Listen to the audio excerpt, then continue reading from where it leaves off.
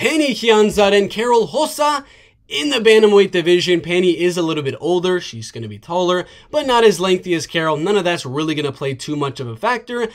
I like to think of Karol as more of a wrestler and grappler, but recently, I mean, she's kind of had to been forced to strike with her opponents. Yana Santos' fight was mainly on the feet.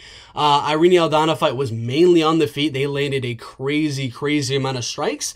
I believe a record in the women's bantamweight division, at least a record in maybe even women's MMA in general for a 3-round fight. So her striking has definitely looked really good recently.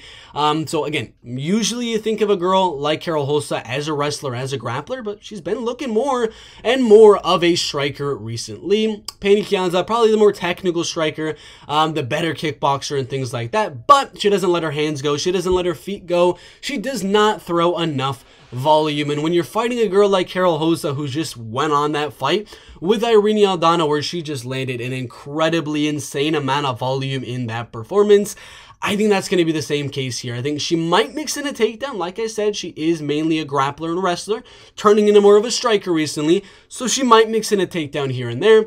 For the most part, I see this one staying on the feet. Karol Rosa much better in terms of volume with her pressure. She got a good chin, so she's just going to walk forward and just really wilt Pannie Kianzad throughout this 3-round fight.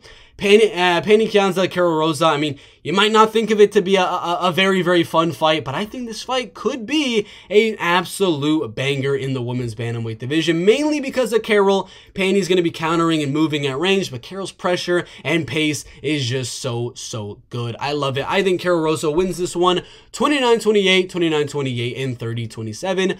On the judges' scorecards, maybe fight of the night. The last one, I believe, was, so very fun fight at 135 pounds.